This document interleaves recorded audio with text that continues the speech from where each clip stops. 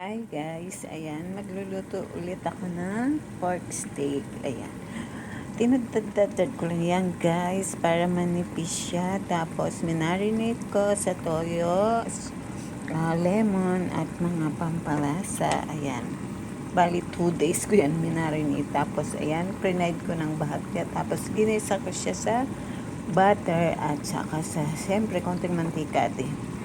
At ayan na nga guys, pinalalambot ko na lang at mamaya titimplahan pa natin kung ano pa ang kulang sa kanya.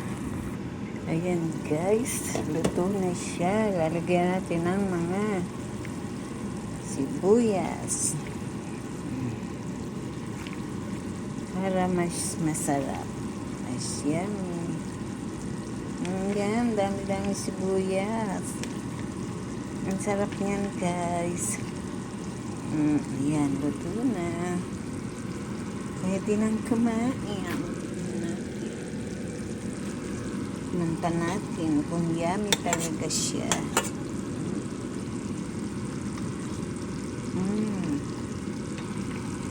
Sarap.